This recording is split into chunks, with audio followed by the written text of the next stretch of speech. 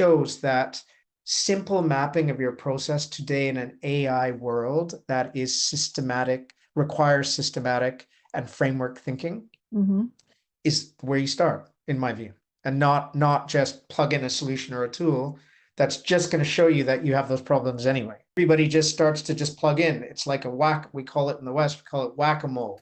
We have moles here and they come up and all you're doing is hitting that one and then, oops, I got to go do this one. And then that's not a way to run a business. And you'll fall behind so quickly because you won't have a cohesive view of, like I say, people, process, execution, strategy, data. You need that cohesive view. How do you codify your experience? How do you learn as much as you can and educate yourself on what it actually is and how it actually works, right? Like most people, what they do is they just download DeepSeek or whatever they're using, and they start using it like Google. Help me write a report on whatever. That's not using it in the right way. We're teaching consumers that their life is going to be like absolutely frictionless. Where you used to spend like 2-3 days planning a holiday, Googling, and then going from this website to this website to this website. Now all that's going to be done for you. So if they're achieving that for the consumer, a consumer is just those same people are the people that exist in B2B and in businesses. They'll have the same behavioral switch in their brains. If B2B companies aren't bringing that same way of thinking and providing that same way, and again, I hate to repeat it, but where does it all start? Customer journey, understanding your customer, finding your gaps, fixing those things first, being much more responsive, much quicker. And then, of course, those include features like onboarding, KYC, KYB, faster payments, blah, blah, blah. It includes all that stuff, but that's just the end product. You got to figure out all the stuff in the middle to make sure the consumer gets that. Now it'll be like instantly.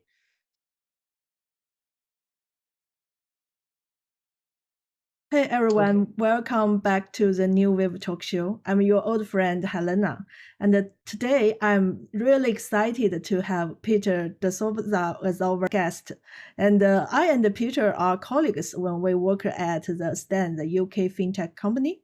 And I was super impressed by Peter's rich experience in building the partnership engine for the fast-moving fintech companies. But the coolest part of Peter's story is that Peter decided to take a career break and fully focused on the AI research and AI building. So I can't wait to know more about his recent update today. So welcome to the show, Peter. Thank you very much, Anna. It's really, really cool to be here, and thanks for having me on. Really excited to have a chat. Yeah. So would you please give our audience a brief introduction of your background and also share a little bit what you are doing right now? Yeah, sure. So it's been quite a journey over the last year, but my background is I'm a commercial leader. I've worked across technology and fintech for way too long now. I'm getting older, but yeah, it's been nearly over 3 decades. I was thinking about it as I prepared for this, and really been lucky to have been involved in general purpose technologies and major innovations, that have happened to the world. So obviously, I was there right at the beginning of the internet revolution. That's how old I am. And then since then, obviously, that has morphed into different areas, like obviously the internet into mobile, and then mobile into things like fintech. So yeah, my experience has been all in startups and scale-ups. So startups at the beginning, really taking these businesses from 2 or 3 people up to when I first started 20, 30, 40, 50 people, and building and scaling those tech businesses. And then over the last 15 years, I've been heavily involved in again, the beginning of the fintech revolution and mobile payments revolution, starting way back in 2010. And I've been really, really lucky to kind of work for some really cool scale-up companies here in the UK. Ones like Zettel, who was bought by PayPal, and then another company here called SumUp, which is a global mobile payments company focused in on very small micro businesses. And then, of course, where you and I worked Yeah. at Sten, Yeah. which is a global trade finance platform. So yeah, I love it. It's my focus has been go to market, and my real sort of wheelhouse, as I call it, and expertise is in partnerships and building partnerships functions from the ground up. Yeah, yeah. Thanks for the introduction. And I'm super curious about your recent decision. What triggered you decided to take a break and fully focused on the AI topic? What's Yeah. the motivation? Well, I mean, I've always been I learned about myself, super passionate, as I said, about um, general purpose technologies. And if people, know about that, I think there's only 24 ever that over time, over history in the Mm, world. You can think of mm, things like electricity, you can think of things like, um, the automobile, planes, different types of things. So um, part of that was it was always had a deep desire to continue working in areas that mm, have that incredible transformational potential. But most of it is down to kind of a few more simple things. So one is just luck and kind of network. So a good colleague of ours, mm, Adrian Tay, who was the product manager for partnerships at Sten, mm, he had been working on a chatbot platform that he was focusing in on an area that he was quite experienced about in the property space. But he and I started talking when I was thinking about what to do after Sten, mm, and that, and I think really sitting back and thinking about what we experienced at Sten, and I call it the pain that every scale up, not just Sten, but every scale up environment people experience. It's that sort of that challenge in getting from strategy. So what mm, a founder level or executive level team wants to execution, mm. and how difficult that is Yeah. for every single stakeholder. And I can see you smiling because you know how difficult it is in terms of what we had to go through in terms of like planning around people, process, and Mm, product, thinking about like, okay, what is that? What are you faced with when you're trying to drive from that big gap from strategy to execution? You're typically faced with challenges around maturity, readiness, especially in scale up environments, which I was in. mm, So it's these kind of things that passion about general purpose technology, um, having that network where people were working in this kind of stuff, and then really kind of sitting back and thinking about, okay, um, what can this technology or how can this technology really help mm, in solving some of those solving some of those problems. So I really then decided that, okay, this was too big a moment not to take advantage mm, of thinking about how to solve some of these problems. And I really kind of just dove into kind of really just spending the first 6 months doing a lot of learning. mhm. So a ton of learning, a ton of talking, a ton of like, and the learning included everything like reading, Yeah. podcasts. I think I've read about seven, maybe between 7 and 10 books now, all related to kind of Wow. AI. I've taken a course at Wharton University around AI for business leaders. But most importantly, I started talking to people because as we're Mm, trying to think about chatbots and what Adrian was doing, we started talking to companies and we started talking to mid-corp companies and trying to figure out, really what is happening yeah. on the ground in this Mm, incredible thing that all this hype is around. And it's interesting because what I learned is that there is a lot of hype. I think even a year later and today, there's still a lot of hype. I mean, you might have heard about this mm, statistic came out of MIT that 95% of all AI transformation solutions fail. And Yeah. we started to think about why is that? Like why is this failing? And then really kind of relating that to my experience, right? Mm, And how that works. And what I started to learn is that um, AI is still very nascent, and mm, especially in its sort of promise as a general purpose technology. It's still right at the beginning. mm, And what we heard when we talked to all these companies and learning is that it wasn't that they were thinking and at the stage of, okay, can you help me think about which tool I should use mm, to drive some value in my business? yeah. It was more about what is it? how, Mhm, how is it going to work for my business? And what value is it going to bring to my business? That's where executives are at. They're not at kind of knowing what solutions to drive into the business. And mm, a lot of this effort that we see in the market is all sort of like seems to be bottom up effort where people are just kind of scrambling around and thinking, oh, maybe I'll plug in that tool over here, or this tool over here. mm, And my belief is that's where a lot of the failure is coming from. So, long story short, to answer your question, I mean, I think it's really been an incredible journey and lesson, and one I'm really glad I took over this last year to really understand and realize that AI for me is an augmenter.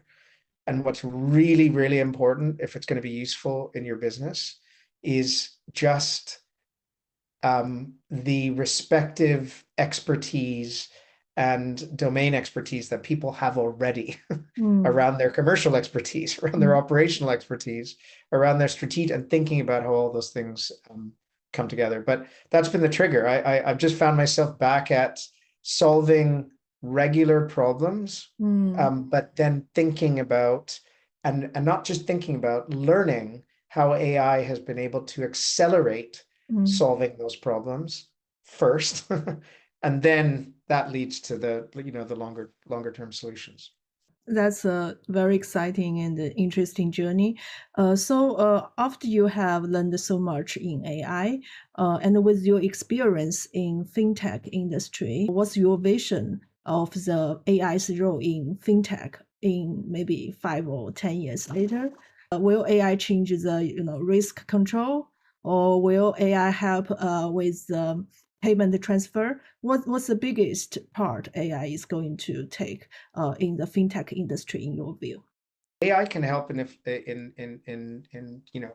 a lot of things, right? So what is it? It's the ability to look at large data sets, right? Mm, And translate those data sets very quickly, faster than a human mm, can. yes. So if you're looking at large data sets and you're looking at that, then you start to think about, okay, there's lots of different things it can solve, even Mm, even if it's just solving at a lower level, thinking about how you can, like I say, and we'll probably talk about this, like drive faster planning in your business, right? mm, As a mm, start, because mm, that's all data sets. Or like you're talking about, if we think about typical friction and problem in payments. So mm, payments for me, when I think about it, is about like, okay, how do we make things less friction based and easier for a customer? yeah. So what are the customers interested in? The customers are interested in how fast, for instance, can I onboard onto your company? Because Mm, when they onboard, they have to go through things because regulated industries like KYC and KYB. yeah. How safe is my money? Right? How am Mm, I not going to get? How fast can you pay me? mm, So I think when we look at fintech, I think yes, of course, there are a number of incredible, solutions already that are driving large data sets in order to solve those problems that I just talked about. yeah. But for me, what this is really all about, and the way for fintech companies or any companies, right, to get here, is to first understand what those problems are in their customer journey. Mm, And what I do is I've learned that the most important thing in before any solutionizing is understanding that customer journey and under for your business. So mhm. my encouragement, where I see fintech companies going is understand what's going to provide a better experience for your customer. Yeah, And exactly. by understanding what's going to provide a better experience for your customer in that journey, the solutions that you need and can solve by utilizing AI and reducing larger data sets to some solution provision will appear. Mm, And that's how you need to look at it, not kind of the other way is like um, a blanket view that AI is going to solve everything and allow me to, for me, it all starts with the customer and ends with the customer and trying to figure out where AI can augment that customer experience, both from a UX experience and a UI experience. Customer experience is the top priority. I think it's the same for all industry and for all the companies. I think it's much easier for big enterprise company because they have IT team and they can adopt AI very quickly. But for small and medium size company, what's your view? Like, what's the AI impact is going to be for this kind of company and how they can survive or leverage this trend? Well, maybe should I tell you a little bit about what we've created and how we Yeah, work? yeah, Because I yeah, think sure. that yeah, yeah. So like I said, it's I think that my view of AI, if you look at it, is about not tactical thinking anymore. So tactical might be, okay, we've got all these great engineers, Mm, and engineers are great. How are we thinking about this? But more, and actually, engineers is where this kind of system starts. But for commercial leaders, it's about systems thinking, mhm, right? So if you could turn yourself from say, if you're a commercial leader, from a tactical thinker, which a lot of commercial leaders, great commercial leaders are, to systems thinkers, you will start to be able to uncover how AI can help you in your business. mhm, So how is that translated into what we've done at Superstack? So one of the other triggers and one of the things that I'm really happy I did, and the other trigger was another colleague of ours, Laksh Agrawal, mm, is my partner in Superstack. And one of the things that we did very early on, as well, Alaksh's background is in revenue operations. So mhm, that's very systems thinking, right? mhm. You're thinking about revenue operations. How does sales, marketing, customer support all come together in terms of process and tooling and revenue? Yes. That's how we think about it. And obviously, leaders that are commercial leaders tend to think, very strongly in a lot of the critical dimensions of those areas, say commercial strategy, people, Mm, that tooling, data.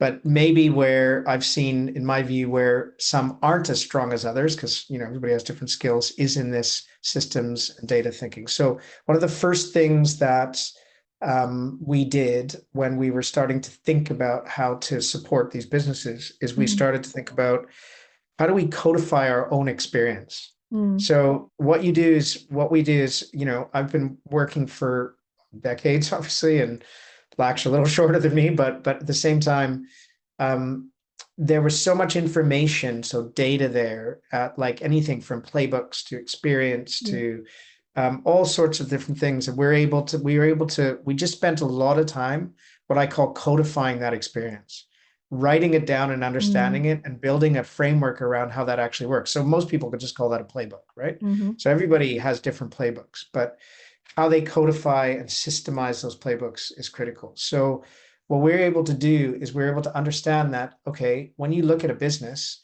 especially we're GTM experts. So I'm not talking about finance. I'm not talking about, like other areas, but just from a go-to-market perspective.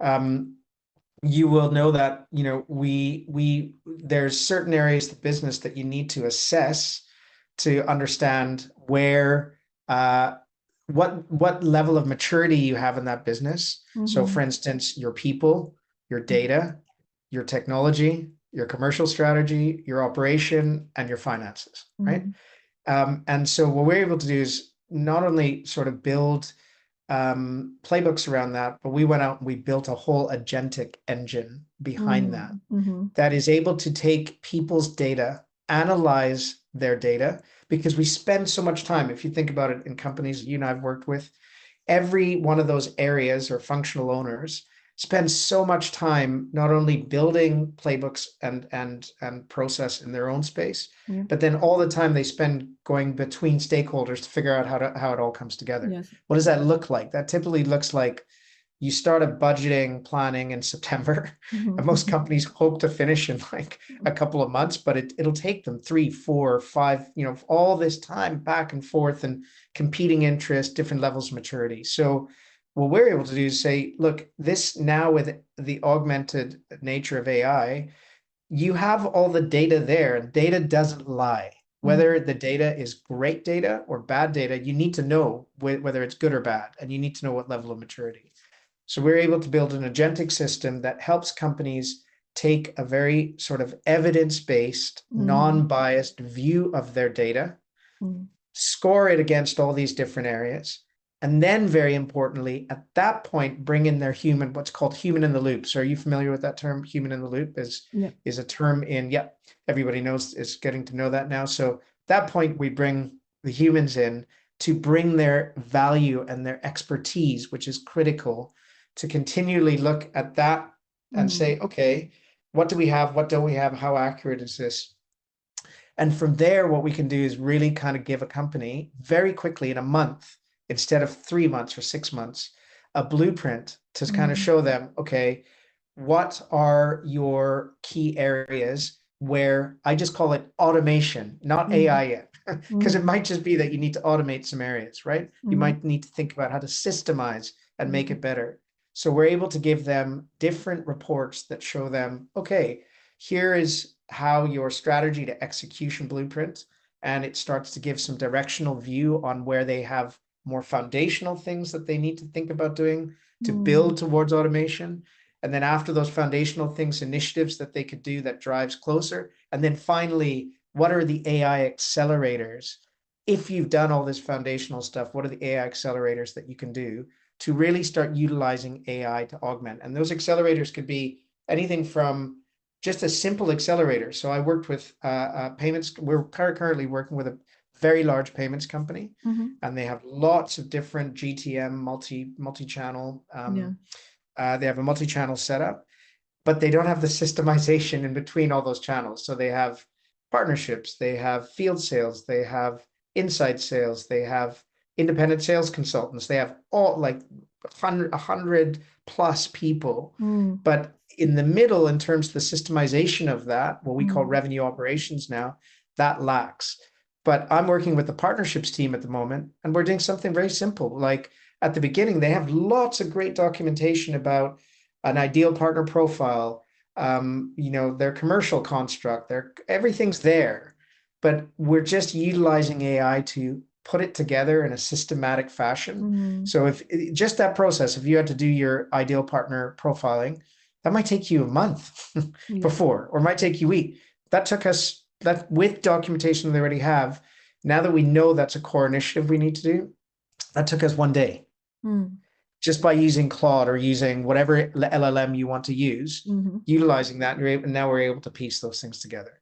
So I know that's a bit of a long-winded answer, but I think what the summary here is that um, these companies now, whether tech or non-tech, they have to think in a more systematic way. They have to mm, build and build workflows and like from a commercial perspective, build and understand the workflows, understand where their gaps are in those workflows. mm, And from those gaps, they can then decide, okay, how do we automate? And then they can decide whether AI is the automation solution for a small thing or a big thing. So a mm, big thing could be, like we talked about, fraud detection, or mm, a small thing could be IPP, ideal partner profile optimization, mhm. and that can be done by an individual using an LLM, a learning language model, way faster. Mm. When small company grow up into a big company, when they are scaling up,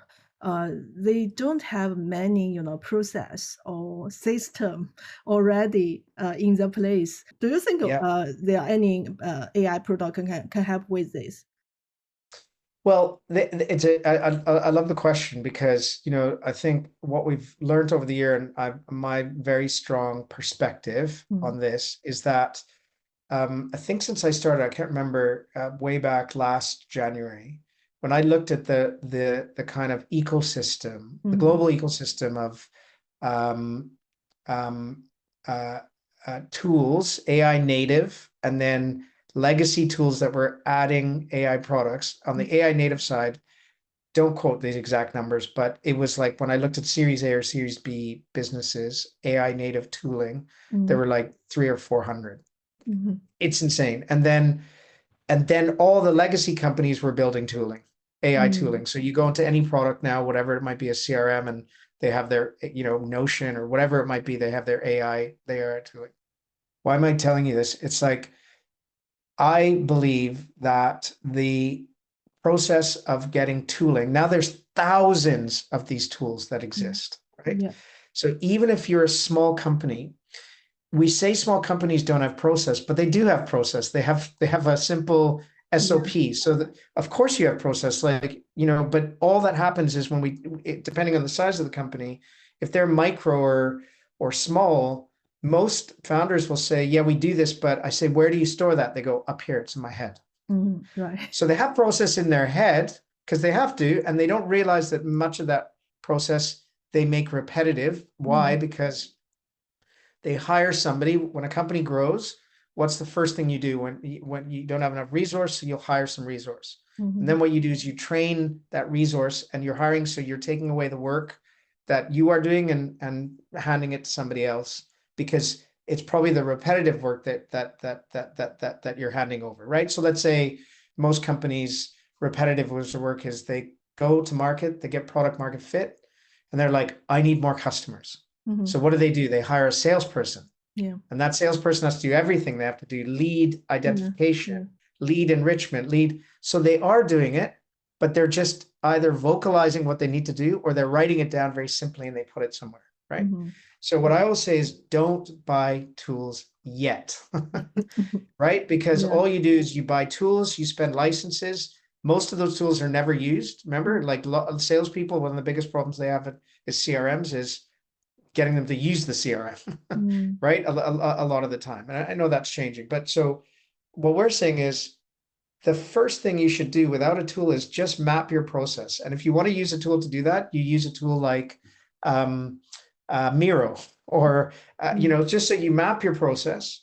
Yeah. And then the second tool, if you're going to use it, is you hire somebody that knows how to automate that process. So you might use a tool like Zapier, or you might use a tool like they're called iPaaS tools now, which have like one called N8N, which Mm. allows you to connect and automate a lot faster and with APIs out to different tools. And then there's very clever people that you can hire on Upwork or Fiverr or whatever to help you do that work. Yeah. But our core belief is what leader founders and executives need to do is they first because of the age of AI, they need to document their process. And Mhm. that they can do on a piece of paper with a pen, or they Yeah. can obviously do it online. Then they need to figure out, okay, with that, where are my gaps and what do I need to do? Because those gaps could be people, those gaps could be process. And then finally, once you understand people and process, or product, like, Mhm. do I even have the product then you think about tooling afterwards. And that's what we always say. Yeah. Yeah. Yeah. In this AI age, Yeah. before maybe you get away with it. But the problem is now, if you're not thinking in that way, your competitors who are thinking in that way, Mhm. because they're getting to the AI solutioning faster in the right way, right? So we believe that if you think in this way, the 95% failure problem should stop happening. Why? Because you're thinking top down, you're not Mhm. thinking bottom up. And we Yeah. think a lot of people are thinking bottom up in AI today and not top down. Mhm. Yeah, yeah. I think it's quite resonate with the situation in China as well because they are Yeah. especially for e-commerce industry. This is a quite new industry. A lot of companies they are less than 10 years history, so most of them are small and medium size. They Yes. they don't Yeah. have they don't have the sense to to build the workflow, the process. They just react to the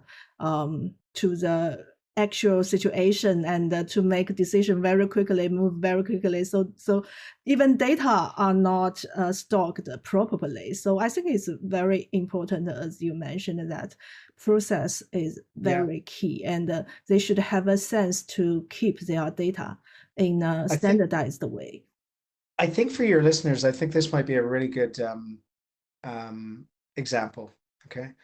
So we have a company that we're working with that is a non-tech sourcing services company. Mm-hmm. And what's really interesting is this company, has worked in China for decades. They're an amazing company called ET2C. Um, um, yeah. So basically, they work with Chinese manufacturers, and then they Mhm. work with Western large retailers, Mm. and they help provide a sourcing services. So they can source product, they have a buying office product, and they do some QA stuff Mm. on behalf of the retailers. But they are an incredible company. They're such a good company. I mean, they've built this company. But like to your point, they're not like when people in tech think everything works like how it works in tech. It's very Mhm. data driven, very process Yeah. driven. Whereas, as you say, most of the companies in the world are not tech companies. Yes. The tech companies in the world are a very small percentage of the companies in the world, like tiny. Yeah. And then the rest of the companies are just like you say, they're just incredible founder-led companies that have built businesses from scratch into incredible businesses. These people have, this company has 200 people. Now, one of the things we're working with them on this process, that's working very well for them. But one of the things they wanted to do was start and look at, hey, let's just think about one solution first. And the Mm. one solution was lead intelligence. So we did a lead intelligence project with them where we've actually built an agentic engine Mm. that enriches leads much, much cheaper than them going out to buy a license on an existing platform. So the licenses on the existing platform to do that would cost upward because they need data, they need enriched data, Mm. plus they need firmographic data. So all that together might cost 10, 20,000, like minimum because you Mm. got to buy the data. Whereas we can build an agentic engine that goes out and looks at a whole. Anyway, that's not what I'm getting at. What I'm getting at is that what they realized is when you build the lead enrichment and you say, okay, how do my people use this now? Suddenly a whole bunch of other things to optimize come into play. Hang Mm. on a minute. Maybe in order to do this really well, whoops, I need to optimize my CRM. Okay, we need to do that work. Now, okay, if I optimize my CRM, I've been looking at top of the funnel. I never looked at end of the funnel where I'm looking at customer support. Maybe if I'd looked at customer support first, I would have seen that there's a quicker solution to drive revenue because maybe I have lots of customers that I'm not actually getting the most out of. Yeah. So you start to put one thing in and you realize, hang on a minute, all these other things need work. Whereas if you do the whole thing first and a simple mapping and maturity understanding, you can drive to what's going to give you the better return faster, right? Mhm. Instead of, so it was a great exercise, but it just shows that simple mapping of your process today in an AI world that is systematic, requires systematic and framework thinking Mhm. is where you start, in my view, and not just plug in a solution or a tool that's just going to show you that you have those problems anyway. Yeah. Yeah. And everybody just starts to just plug in. It's like a whack. We call it in the West. We call it whack-a-mole. We have moles here, and they come up, and you all you're doing is hitting that one, and then oops, I got to go do this one, and then that's not a way to run a business, and you'll fall behind so quickly because you won't have a cohesive view of, like I say, people, process, execution, strategy, data. You need that cohesive view. Mhm. Then you figure out what you'll probably realize that you need to do some foundational work first, which means process and data. Yeah. And then that means you're cleaning up, and now you start putting in things. Yeah, Was yeah. is the Yeah, yeah, that makes a lot of yeah, sense. And yeah. just now we talk about what the company needs to do to plug in this AI age. But I also heard a lot of, complaint from the employees' perspective. A lot of people are worried that AI probably will take their job away. So, as you mentioned, if the company leverages the AI to do the whole process and optimize the whole workflow, then what kind of employee will be in this age, and will that cause a lot of job lost in the job market? Um, this is it's a very big problem, right? Mm. And I think that it's one that people and governments really need to be aware of. And the fact of the matter is, at least here in the West, my personal belief is that governments are so far behind in their understanding of the impact that AI is going to have over the next year, two, three, not over the next 10, like now, Mm.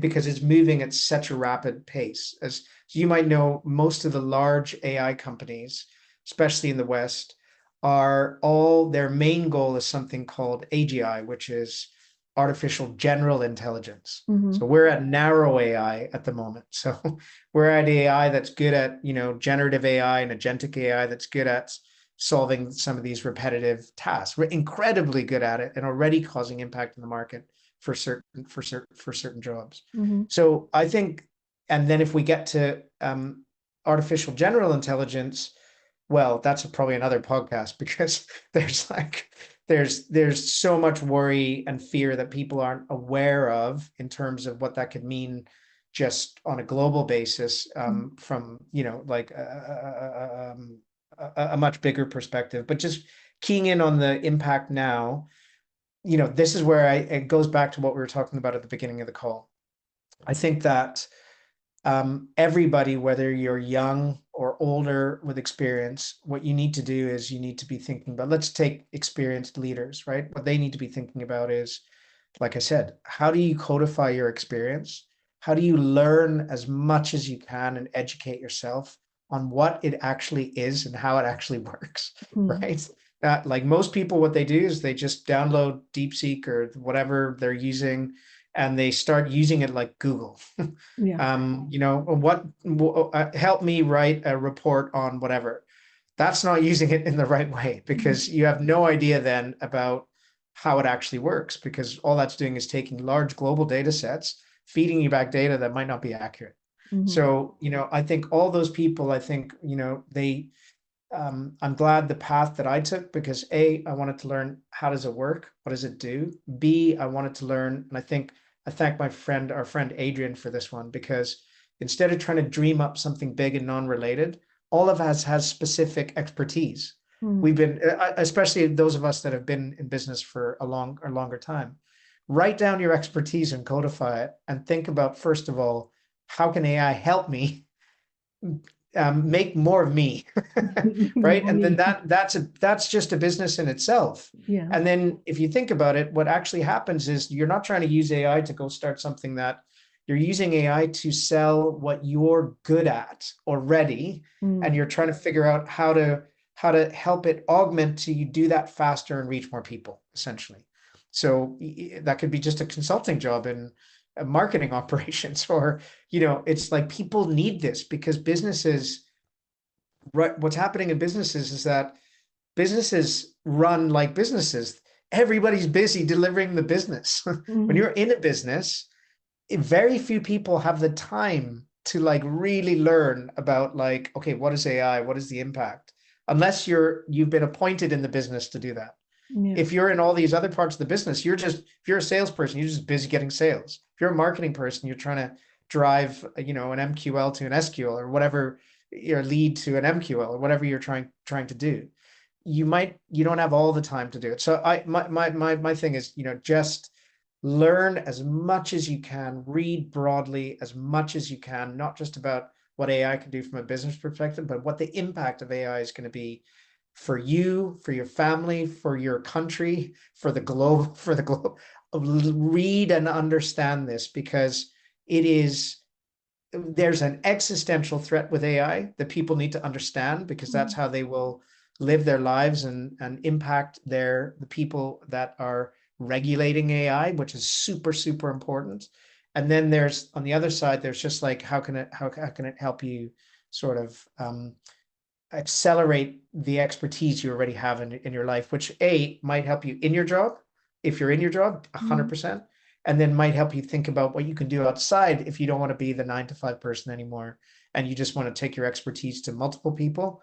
100, yep, I'm proof that that can be done Yeah, quickly. recently in Silicon Valley, there is a super hot product called Cloud Bot. And people are asking like if the bot can help me to do everything, then what's the part which cannot be replaced by AI? Will partnership become, bot to bot communication in the Well, today in narrow AI, humans are critical. Mm-hmm. because what humans bring to the table is a deeper understanding of how to work with other humans. So let's say partnerships is a very, very good example, right? Mm-hmm. Because partnerships is the core premise of a partnership is mutual value proposition, Mm-hmm. Right. right? So when businesses run, they care about two things. Like when it comes down to businesses care about acquisition Yeah. and then they care about retention. Yeah. That's it. Yeah. Yeah. Like there's nothing more important than that, right? Those two things. If you're not acquiring businesses or customers, you don't have a customer. If you're not taking care of your customers, you don't have a business and growing your customers. Yeah. Okay, when it comes to partnerships, and in the world, I have to preface this because today we live in a world of narrow AI, right? What people need to be working on now is only what is in their control. If Mm-hmm. you start worrying about artificial general intelligence, then you're probably going to crawl up in a corner somewhere and Mm-hmm. just ignore the world. Because yes, when we get to that, we have a big question to ask about what humans are going to do. Mm-hmm. Undoubtedly, and that's why I encourage people to read and encourage people to, because that is a big question. Those questions can only be answered by the influence that we have on the people that run the things that regulate this, Mm-hmm. and that's very important. But that's some ways away. The godfather of AI says it's only 5 years away, or there's a 20% chance that we'll all be done in Mm-hmm. 5 to 10 years. Okay, I'm not going to sit there and worry about that. I'm going to sit there and worry about what I can control today. And I know what we have today is narrow AI.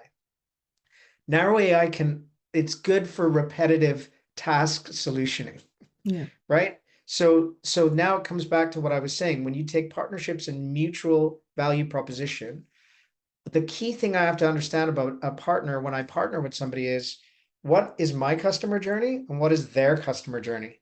Mm-hmm. Because if those two things don't match, so for instance, as you know, when we worked in logistics companies that we were working with, they're very different from a fintech company. And they're Mm-hmm. sales led. Yeah. They're not product led Yeah. like we were trying to be at Sten. So the minute you try to put those two things together, you can have the best solution that has a whole bunch of AI kind of, stuff in it. But if the people that are talking and the understanding of how do you go to market, how do I go to market, how do those things cross over? Mm-hmm. And then the human understanding of like, is this actually going to work with the political structure I have in this company, the people that are making the decisions. AI can't do that today, right? Yeah. It can only do some things that take away the repetitive tasks. Mm-hmm. So if this makes sense, it's like what I say to people is like, again, learn about exactly what AI does today. Keep track of what AI is doing in the Tomorrow. next year or two Mm-hmm. years because that'll have an impact. But base all your planning on what AI can do today, and then you'll see where human value is critical. Another example is we're driving faster planning at the payments company we're working with. We've literally been able in 1 month to see and create an initiative blueprint about what they can do.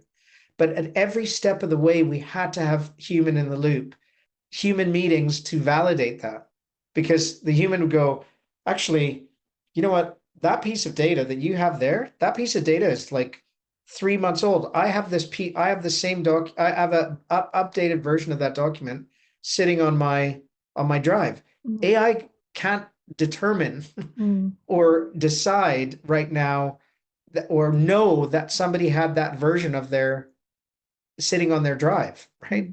Because you would have to have total connectivity and the right prompting for Mm-hmm. it to go out, search that, and understand it. So there's so much importance about what humans need to do today and theoretically for the next couple of years that Mm-hmm. is still important. Humans need to find and understand that so they can bring that value to the fore.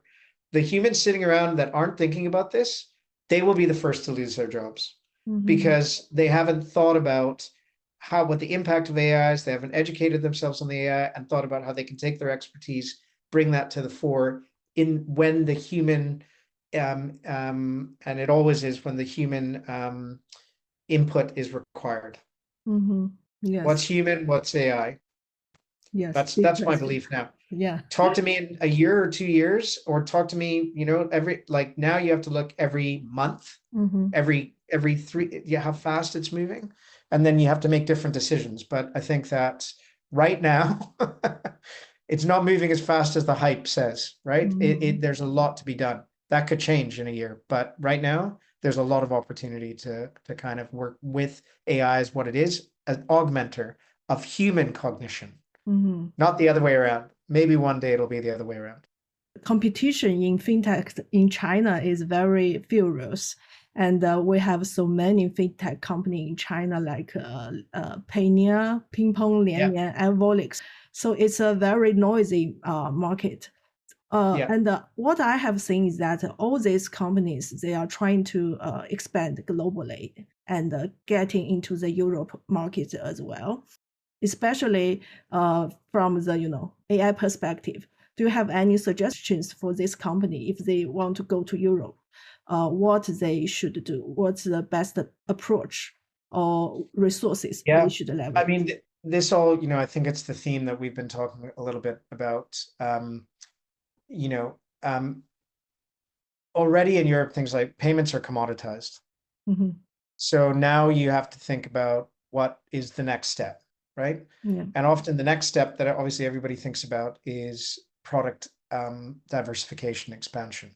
yeah. So everybody here is trying to become a bank. If you've had product market fit and you've achieved scale, right, then you're Mm, trying to become a bank. So because payments and payment margins are shrinking, yeah. especially in card present payments and um, or across the board, then now you see, okay, we have to provide lending, we have to provide banking services, we have to provide all that type of stuff. But what I really believe is, again, it's going to come down to something quite simple but quite difficult, and it's what we talked about is reducing friction, right? Mm-hmm. So in the process and in that supporting that customer, like if we think about in the age of AI and on a consumer level, and businesses are just an amalgamation of consumers, right? Like at the end of the day, everybody is going to expect now that things should be done faster, quicker, less friction, right? Mm-hmm. Like if I go to a website where it's going to take me, and there's still these payments companies that exist, right? Because we're used to working with the more sophisticated ones, and it takes me a week or 2 weeks to onboard. Mm-hmm. I'm not going to work with that company ever again, Mm-hmm. or if I'm not going to get paid quickly. So for me, it all comes back to the companies that are going to win are the ones that really understand their customer and their customer needs and are utilizing AI to reduce that friction. Mm-hmm. And if anybody can come in and they have the regulatory capability to be able to come in and work in, different environments, we know how that works going east to west or west to east. I mean, that's the first problem and challenge that a lot of companies have. But if they overcome that challenge and they are able to work in these markets, then yeah, the ones that are going to drive less friction and be able to support their customers better in all these different workflows and the things that they're bringing to the table are the ones to me that they're are that are going to win. Like Mm-hmm. who removes the kind of decision making, right, and not just adds features. Like the Yeah. decision making for the end customer is going to be kind of the winner. And then of course, as we all know, the biggest area of opportunity is in that sort of mid-market to small space, right? Mm-hmm. But then in my view, those are the people that are going to drive the biggest demand for frictionless services, Mm-hmm. right? So it's going to be that balance because the lower you go down, the more you get closer and closer to what we call kind of prosumers. Obviously, that's very small markets, it's very small businesses and micro merchants. But yeah, it all comes down to orchestration, removing that cognitive load from the customer, Mm-hmm. right? Yeah. Is the thing that I think is going to help these companies win. The ones that do it the best are the ones that are gonna win. You just talked about it with the Claude bot, right? So it's Yeah. what is that? What are those consumer led? Like imagine now that what's happening is that all the LLM platforms are consumer focused platforms. Of course, there's B2B versioning of those platforms. Yeah. But what are we teaching consumers? We're teaching consumers that their life is going to be like absolutely frictionless. Where you used to spend like you know 2 3 days planning a holiday, Googling, and then Yeah. going from this website to this website to this website. Now all that's going to be done for you. Yeah. So if they're achieving that for the consumer, a consumer is just those same people are the people that exist in B2B and in businesses. They'll have the same behavioral switch in their brains.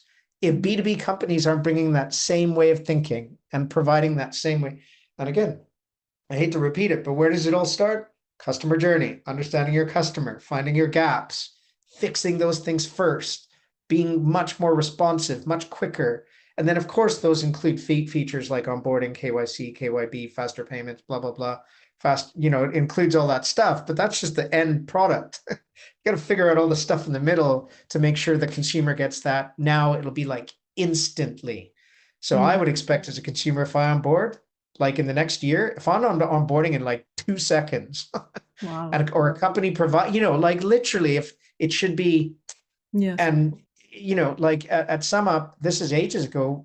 This is for a local payments onboarding, KYC, KYB, card present payments. They got it down to 5 minutes. That was like 15 years. That was like 10, but they achieved that like 10 years ago. Right now, that was a game changer for them on a competitive level. Yeah. Because now I can onboard thousands of clients, each taking 5 minutes to onboard. The clients are like, oh my God, like before SumUp, that used to take me a month with a traditional acquirer. And now I can do it in 5 minutes. I'm going to that company. Yeah. Simple, right? Yeah. The expectation is getting higher and higher, faster and faster. Yeah. Oh yeah, it's incredible, and it's for every part of a business. That how can you accelerate, and that's where we are. Narrow AI helps you accelerate that if you think about it in the right way. Thank you so much for sharing so much insights on the AI side. New Wave Talk Show to be continued.